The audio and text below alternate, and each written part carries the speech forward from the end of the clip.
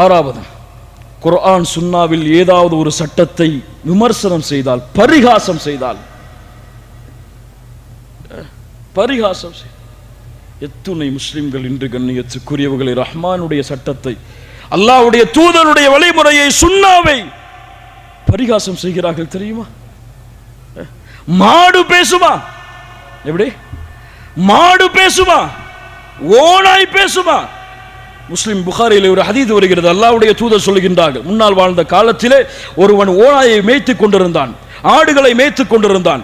அப்போது ஒரு ஆட்டை ஒரு ஓனாய் பிடுங்கி சென்றது. அப்போது அவன் துரத்தி சென்றான்.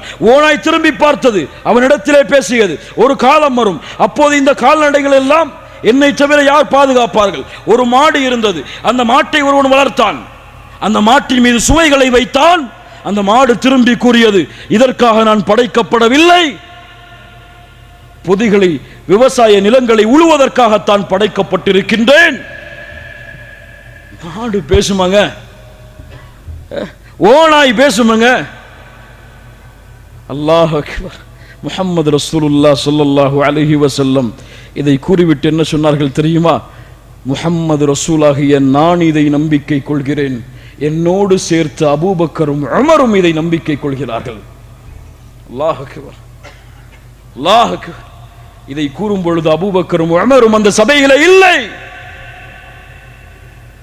முஸ்லிம்கள் மீது வைத்திருந்த நம்பிக்கை, என் நாவிலிருந்து ஒரு வார்த்தை வந்தால் அதற்கு விளக்கம் கொடுக்காமல் நம்பிக்கை கொள்ளும் இந்த சமூகம் விளக்கத்தை தேடி அலைகிறது ஹதீஸ்களுக்கு.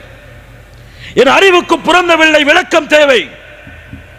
விளங்கவில்லை என்றால் ஏற்றுக்கொள்ள மாட்டேன், தூக்கி எறி. லா இலாஹ இல்லல்லாஹ்.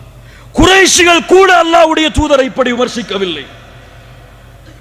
அறிவுக்கு பொருந்தாததை சொல்லுகிறீர்கள் என்று முஸ்லிம் சமூகத்திலே சிலர் விமர்சிக்கிறார்கள். அல்லாஹ் அவர்களுக்கு நேர்வழியை கொடுப்பானார், நேர்வழியை